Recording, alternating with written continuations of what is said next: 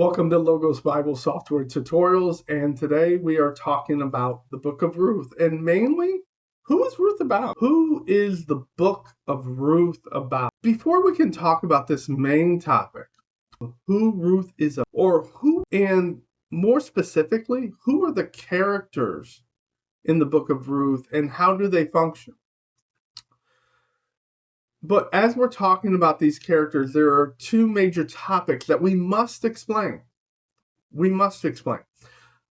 That help us to understand Ruth more effectively and more efficiently.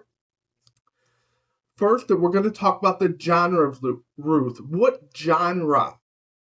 literary genre does Ruth fall into? And what are the types of characters that are in Ruth so we can start to understand what Ruth is about? First, the genre. Ruth is classified as a historical narrative. I realize that there are other scholars who have more specifically developed more defined genres that would fall into the historical narrative, such as a romance or short story. But all of these fall under a subcategory of the genre of historical narrative. Ruth is like all biblical stories. They are telling history from God's redemptive plan and how past events help inform us about our present situation and God's future plan and deliverance for us. All historical narratives have two major elements, both in the internal as well as in the external. The internal would be the plot, the character, and the setting. External, involving the storyteller, the audience, and the point of view. But we are concerned because our characters are part of the internal story. That is what we are going to discuss. Here. Characters fall into two major types, either by their role or by their development. Characters based on role are primary, secondary, and tertiary characters. Primary characters are central to the story. Without them, the story does not exist. Often the plot revolves around the primary characters. The primary characters have the most growth in the story and are central to the central conflict of the story. The outcome or the end of the story is more about them than it is anybody else. Secondary characters are supporting characters. They are important to the story and important for the progression of the story, but the story does not focus upon them. Secondary characters move the plot forward and support the main character's journey and development. Without them, the story does, even secondary characters, without them, the story does not exist. There's significant holes in the story without secondary characters, but they are not the main focus. They help to facilitate and help to progress the main character's journey and development. It's important to know that supporting characters do not appear as much as the main characters. Lastly, the last thing would be tertiary characters, which are minor figures. They happen randomly, maybe once, twice, or even 3 times, but they do. The main thing is that they are not very important at all. The other way to classify our characters is by their development. There are 5 ways that you can classify a character by their development. They are either classified as dynamic, static, round, or flat. And lastly, foil characters. Dynamic characters are characters who you see the most change and development in the story. Static characters, you see very little change or no change at all in the story. Round characters are multidimensional. There's not just one side to them. That they show various emotions, motivation, as well as personality traits. Flat characters that you almost see one side. You're only watching. They only show one side, and often it's to help to progress the story. Lastly, foil characters contrast all other characters and serve often as a protagonist. Naomi, Ruth, and Boaz are obviously dynamic and round characters. For this reason, we will focus on either primary, secondary, or tertiary characters. And the first character that we're going to dive into is Ruth herself. Ruth, who the book is named after, is one of our characters that we have. Ruth is identified as a Moabite 5 times, and a daughter-in-law of Ruth 2 times, and wife to no one, and wife to one of the Naomi's sons, Mahlon, twice. And lastly, at the end of the book, Ruth is no longer identified as a Moabite, but the wife of Boaz. Here that you see her fully adoption. She is fully adopted as a Jew. Ruth's name occurs 12 times in the book. Of those 12 times, she is referred to 10 times. She is directly discussed, while 2 other times she is indirectly referred to. Ruth on average occurs 3 times in each chapter. 4 times in chapter 1, 4 times in chapter 2, 1 time in chapter 3, and 3 times in chapter 4. Ruth is a very important character in the book of Ruth. Without Ruth, the story doesn't develop or happen. I would hold that Ruth is a secondary character. Boaz is another important character in the book of Ruth. Boaz comes from the clan of Elimelech. Boaz is probably the cousin of Naomi's deceased husband. Boaz is also referred to as one of the redeemers who can redeem Ruth. Boaz occurs in the book 22 times. Of those 21 times, 12 times Boaz is spoken to directly. Ruth chapter 2, verse 4, to 8, to 11, to 14, to 15, to 19, 3, 7, 4, 1, 4, 5, 4, 8, 4, 9, and 3 times he is referred to indirectly. Ruth 2:1, 2:3, 2:4, and 3:2. Boaz is referenced an average 7 times in each chapter that he is mentioned, with chapter 2 and chapter 4 being the most of his occurrences, with 10 and 9 respectively. This far outnumbers the average time Ruth is mentioned in the book.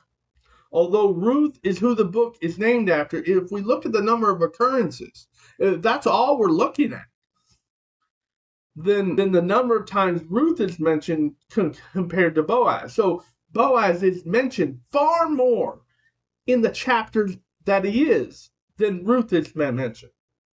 Boaz is a far more important character based on the occurrences alone. I would classify Boaz as a primary character, given the amount of times he is referred to. Naomi is often viewed as a secondary character, but I want us to relook at that information. She has a major role, if not the major character in the story. Naomi's name occurs 21 times in the Book of Ruth. And of those 21 times, 16 she is referred to directly. Ruth chapter 1 verse 2, Ruth chapter 1 verse 8, Ruth chapter 1 verse 19, 20, 21, and 22. Ruth chapter 2 verses 1 to 20 and 22. Chapter 3 verse 1, chapter 4 verse 14, 16, and 17. And 5 times she's referred to indirectly. Ruth chapter 1 verse 3, 2 and 6, 4 and 6, chapter 4, 5, and chapter 4 verse 9. Now Naomi's mentioned about 5 times in every chapter. Although she is not a main, although she is not the main one doing the actions, she is discussed more than anybody else. More than anybody else. Now, Naomi is mentioned 5 times in every chapter, 9 times in chapter 1, 6 times in chapter 2, 3 times in chapter 3, and 6 times in chapter 4. Every other primary character and secondary character is referenced by Naomi. Ruth is really a secondary character, but then you have all these tertiary characters like Elimelech. Elimelech, who is the husband of Naomi. They are referenced from the vantage point of Naomi, which wasn't very common. That, like I said, this is a shift on how wives were introduced. Ruth is introduced as the daughter-in-law of Naomi 4 times. Ruth chapter 1 verse 22, 2 verse 20, 2 verse 22, and 4 verse 16. Not only this, but Naomi is referred to as the mother-in-law of Ruth. Chapter 2 verse 11, 2:18, 2:19, 2:23, 3:1, 3:6, 3:16, 3:17. It's very clear that Naomi here is the main character when we take all this information in. When we look at the dialogue of Ruth, we see exchange, weaving, if you will, the most important characters in the story in each chapter. Naomi and Boaz are major characters in the book. While Ruth is very much of a pivotal secondary character to the entire book. It goes Naomi, the main character in chapter 1, with 9 occurrences. Boaz, the main character in chapter 2, with 10 occurrences. Naomi, the main character in chapter 3, with 3 occurrences. And Boaz, the main character in chapter 4, with 6 occurrences. God doesn't seem to be a focal point in this book. Just on the surface, God doesn't seem to be a major component. And when he is, it's just in conversation. God is mentioned either Lord, God, or Almighty 18 times. Lord, Yahweh, is mentioned 18 times. Chapter 1, verse 16, 1:8, 1:9, 1:13, 1:17, 1:21, 2:4, 2:12, 2:20, 3:10, 3:13, 4:11, 4:12, 4:13. God, Elohim, is mentioned 3 times, and Almighty, Adonai, is mentioned 2 times. Taken together, God occurs 23 times. He occurs 23 times. This is on average. God occurs. When you take all these together, he occurs 6 times in every chapter. But God is the actor, the one working behind the scenes in the entire book. If you just look at the occurrences of God in the book of Ruth, you miss a large point of his influence and his character in the book of Ruth. God is not only active in people's lives, in the vocabulary, but he's also working behind the scenes. Providence is God's invisible hand that you cannot see, that you cannot see his work orchestrating everything to accomplish his purposes and plans. Events if all we do is look these events in isolation, they are nothing. But when you add them all up, we see God is the major character why all things happen in the book of Ruth. There are 10 successive events that have to happen for Ruth to become the ultimate mother of David, or the mother of David, and ultimately the grandmother of the Messiah, Jesus Christ. 10 events. First, the death of her husbands and her sons in Ruth chapter 1, verses 3 and 4. This is critical and sets the entire story. Apart from the death of her husbands and sons, she does not go back to Bethlehem. And this is God's moving, God's acting, that it's ultimately God who chooses when people live and die. And all this is setting up. Sometimes tragedy sets us up for the greatest blessing. Sometimes tragedy sets us up for the greatest blessing. If the tragedy does not, Christ is not born to Ruth, and David is not born, God's providence is not only in the death of her husband and sons, but also the timing of the death. The exact timing is that's going to set Naomi and Ruth in the best situation possible. Second, hear about God blessing Jerusalem with food. Chapter 1, verse 6. God blesses Jerusalem with food, and Naomi hearing about it at around the same time when Naomi was in need is an act of God's providence. But what we must remember is that this happens in a time. This happens in a time that there's no cars, there's no any of that. And also, Moab is the enemy of Jerusalem. It's about 80 miles, about 27 hours.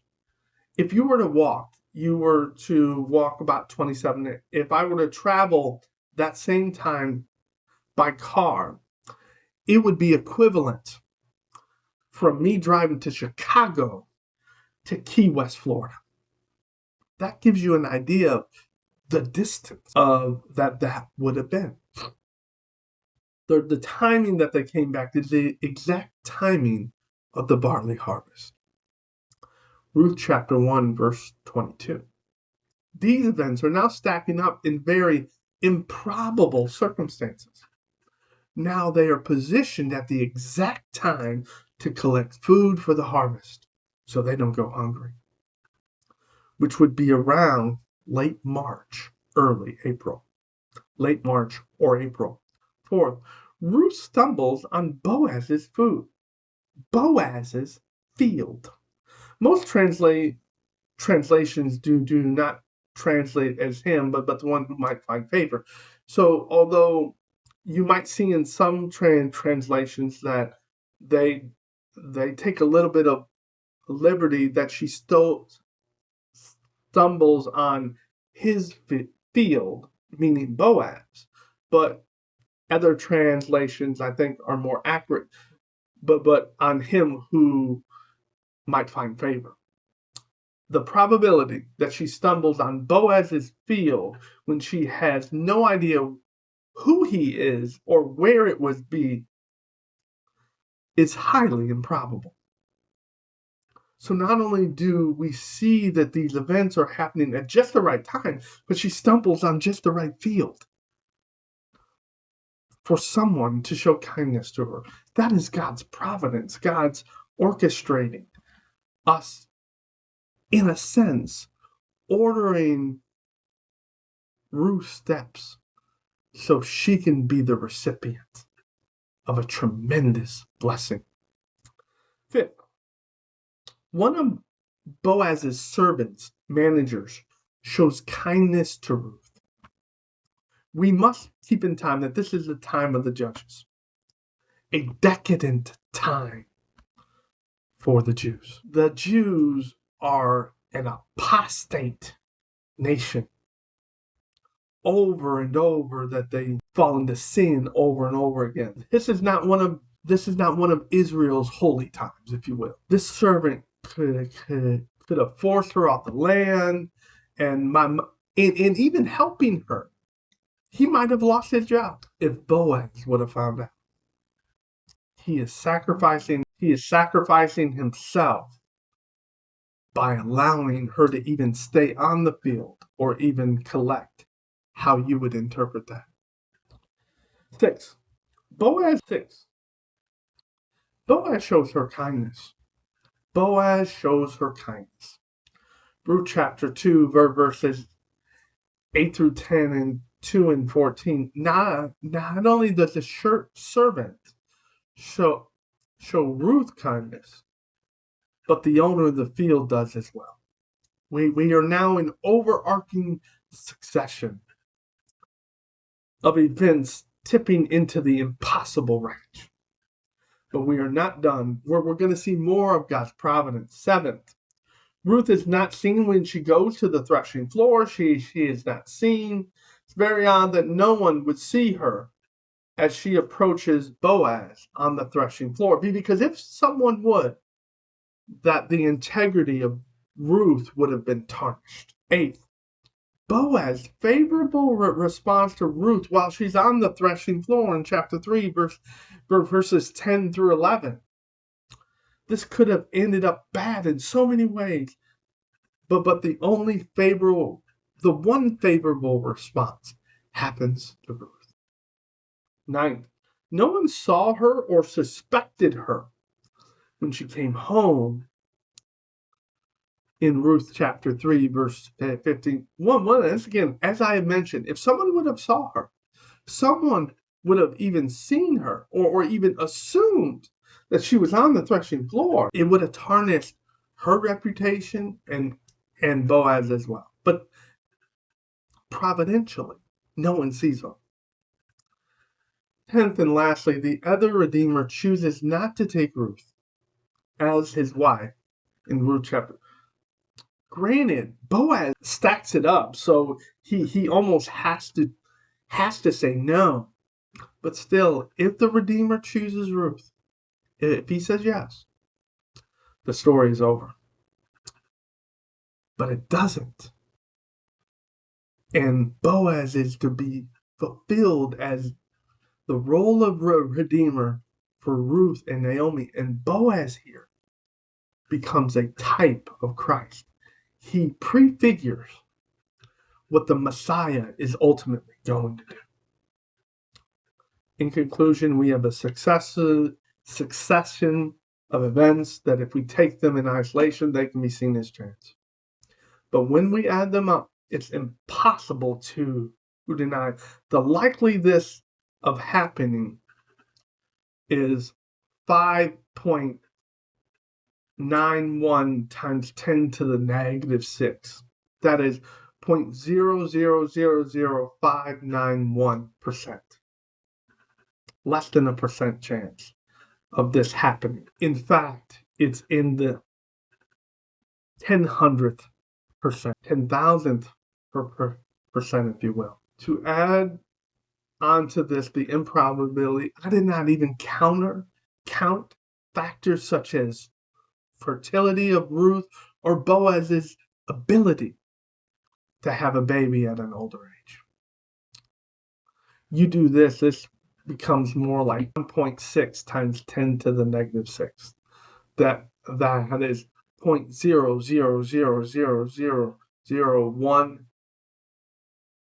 We see here God in the probability of events for God not to be involved. It's nearly impossible. But when God is involved, when he is working, it takes impossible events possible. God is working behind the scenes in this story and it happens favorably and not unfavorably. Those are the characters in the Book of Ruth. Join me next time as we talk about the structure of the Book of Ruth.